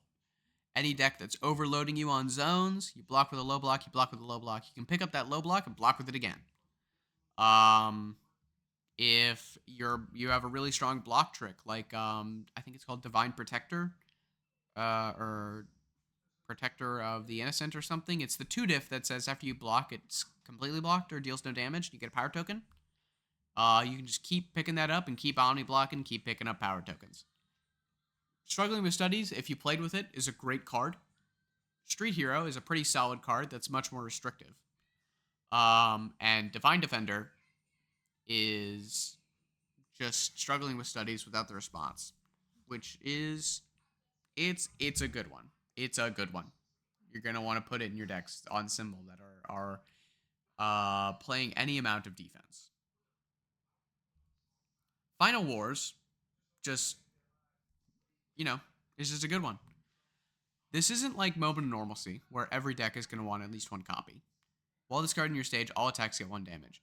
Notably, if you're trying to DR your opponent, giving them 1 damage is probably not worth it. After your attack deals damage once per turn, respond to draw a card. Well, that's pretty good. If you're blocking all their moves, if you're playing Rodan or the new Mothra, decks that notably are blocking stuff anyways and don't really care about how much damage your moves have, and can have a hard time dealing enough damage, 1 damage on all your moves is worth way more than 1 damage on all your opponent's moves. And you get to draw more cards. Like, it's not something that goes in every deck, but the decks that want it will be quite strong. Brace for Impact. This is a Evade copy that is a 2 mid block instead of a 4 mid block like Drift is, and also has Deadlock Breaker 2. You're playing against Deku, and they play a real big move, and you block with this, and you block on a 6 or whatever, on a 7, and you Breaker 2 them. That's good. That's just good, This is just another Deku answer. I hope we keep getting these. More of them, on every symbol. A million answers to Deku shenanigans. Please. Godzilla vs. Biollante is, like I talked about before, I did have it later. Okay, like I talked about before, is just a good one. If you are flipping cards in your card pool, like if you're playing Bridget, this is a 2-diff version of Helping Out that has a solid Deadlock Enhance. Helping Out is a card I've put in decks before. So, and it's also notably something you can use on offense. If you play a move, and then you play another one, and you flip your old one, you can take it out of progressive and just keep playing moves. This is pretty good. It's also, at worst, just passing the torch. It doesn't have the draw 2. Instead, it has Champion of Combat Deadlock Enhance, which is a good Deadlock Enhance. This is a good one. This is one you want to pick up. This might end up being like a $5-10 rare. It is just a good one. Threat Neutralized. Another sort of retro callback to, it's basically a unique version of Astute Observer, but it builds a Committed, which is a solid difference. But you can block with it, and it's got the tech keyword, which is relevant, I guess. Mostly if this debuild stuff is real, and you're on the good symbol, you're definitely going to want this. Not only can it not be destroyed by rival effects, so if they Earthbreaker you can tap this one, and they're priced out of, they can only get their best one. Only get your other one. Or, you can leave it ready, and when they destroy your thing, you can commit it and get your best foundation back. It's just, if people are debuilding you, this is a good one to have. Twisted Reflection, I want to talk about specifically for Reiner 1, because it basically says, E-commit, stun 1, get a power token. Which is fine in most decks, but especially relevant in Reiner 3, who is trying to get 4 card types. Token is a new card type. So instead of having to get a backup to survive, you just need character, foundation, asset, token. And you can get to that juicy backside. Same deal here, only this one also relevant in Allura. Now this card is interesting. It is first Enhance Breaker 2. Or Enhance, your next thing is 1 easier to play and you get it to power token. But first Enhance Breaker 2 in Allura seems pretty solid. Allura is already kind of this defensive mid-range deck, especially if we're playing if you're familiar with the City Rampage, Mechazoid Scheme, Falling Titans. Allura combo. And we want to be like, we can like breaker to them and then like make it easier to get back to our next turn. You know, that's got some play there. Drawing power. This card reads like it does way more than it says. Sacking 2 power tokens to draw 2 cards is fine. A no like a no restrictions E-flip draw card is fine. It's just solid. 2 mid block, good. I there are decks I would put this in. Same. It's like, people talk about what do you fight for. It's like, oh my god, it's a 2 diff that's this flip draw card. All the cards I have in my deck are 1 diffs that flip draw cards. It's like, yeah, you have to jump through a hoop for those. Sometimes I just want to draw a card. This lets me do that whenever I want. Godzilla's first emergence. I don't know if this card ever makes the cut right now. It is expensive. It's a 3-diff. After you play, you get a power token, though. And it says, your attack with printed difficulty 5 or greater gets +1 speed. Well, one of the ways to beat Godzilla, King of the Monsters, is to just block all his moves. If we're on Earth or Water Godzilla, we can just give our move 1 speed. And, that's something. And, getting power tokens is nothing to sneeze at. If we have room for 3 diffs in our Godzilla deck or any deck that's playing a bunch of 5 diffs, we might want to put Godzilla's first emergence in the deck. Countermeasure, sort of a rock hard witch adjacent card, or a hard rock witch. The witch is not rock hard, unless she is. Whoa. But after your rival plays a non-character ability that increases the damage of an attack, cancel it. Is just, a hard rock witch, obviously, kind of sort of just this but better. Notably, countermeasure has 3 different symbols on it. And, yeah, it's solid. It's just, if you're worried about like a big powerful move or stuff like that, it's just solid, You can't ask for more than that. Like if they play the Ice Sword Enhance, this cancels it. Stuff like that. On these symbols, pretty solid. Battra Arrives, a lot better than solid. This is a great one. Response commit. After your rival plays any ability on a foundation, cancel it and seal it. We've had Masho Concealment in the past, and this is a card that is quite good, after your rival plays an enhanced ability on a foundation, commit, cancel it. It's a 2-diff, which is notably way cheaper than a 3-diff in Battra Arrives.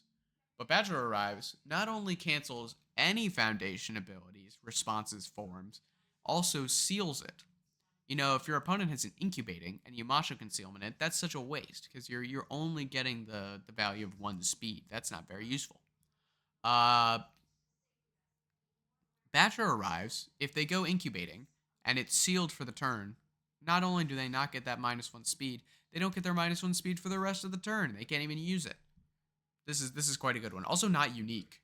You can stack these up and really play permission. Very cool stuff. Acidic Clutches. You might look at this one and be like, this is a 5-mid-3 with no text on it. This is not why you would put this card in your deck. You put this card in your deck as like an action that you can punch people with. When you try to block with this card, reduce the speed of your rival's attack to 1. You're blocking on a 5. Just no matter what it is, no matter how fast, you're blocking it on a 5.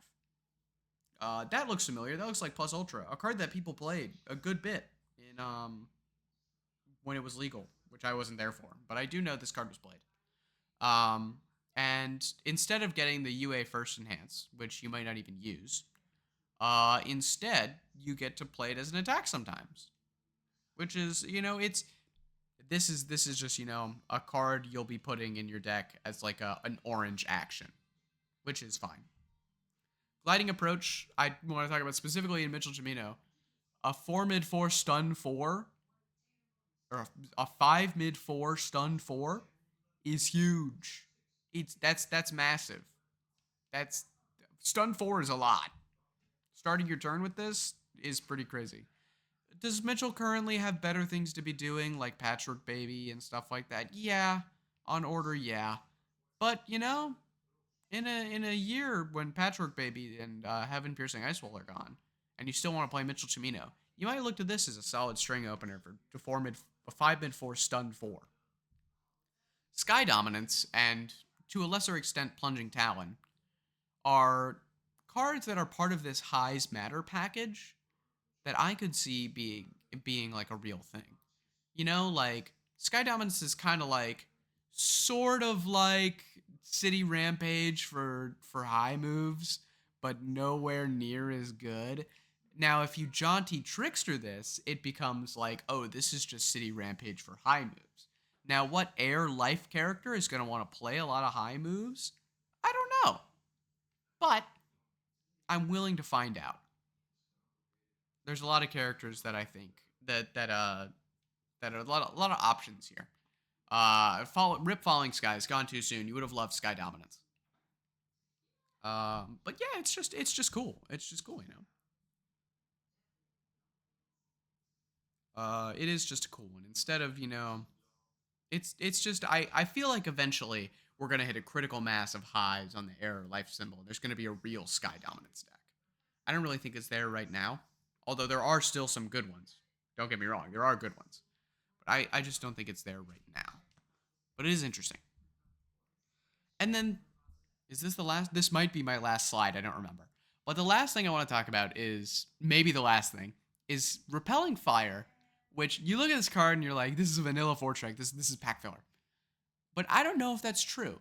Because now, on the air symbol, we have access to 5 different cards that are 6/4s.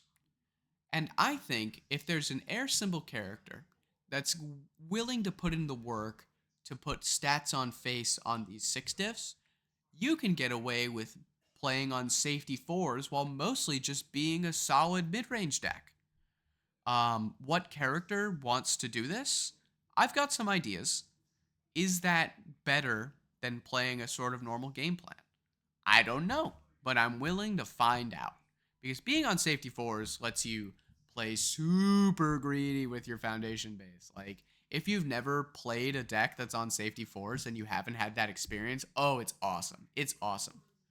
It is so freeing to be like, oh, I just play all the good ones. I play all the good 3 diffs. If we're on Order Attuned, we get access to Imprisoned, which we can build turn 1. That card is crazy good. On Fire Attuned, you get Shared Memories, also a crazy good one. So there's some options here that I do want to mess with this. I think it is quite good. No, this is not the last slide. This might be the last slide. Protector of Life is the card I was thinking about earlier, where it's just a good one. You know, it's a good symbol block trick. It blocks anything and gets a power token. Notably, in Jacob Johnson, you could block with this, build it face down, then use High Spirit Awareness, and pick it back up and block with it again. That's pretty good. That's pretty good. You know? Then you can use Census on your turn and pick it up. Just keep blocking with it. Just keep blocking everything. Whatever you want. Block forever. Awesome stuff. This is the end. Okay, this is the last slide. So that was my entire Godzilla set review. I might come back after Chicago and do like a set review where we talk about stuff I missed, if there's anything good that I wanted to talk about, or if I wanted to talk about, you know, this thing I mentioned did really well, go me. If there's anything you think I missed, or if there's anything you saw in here, like if you read Protector of Life and you're like, dude, this card is unplayable, this card is ass, you should never put this in a deck ever, tell me about that. Put that information in the comments. Or talk to me on Discord. I'm in like all the Discords. You can talk to me wherever at Jett # Jett Jaguar currently. And yeah, if you see me at any LCs or Chicago, come say hi to me. I will give you a signed character card. Thumbs up. Smiley face. Stop recording.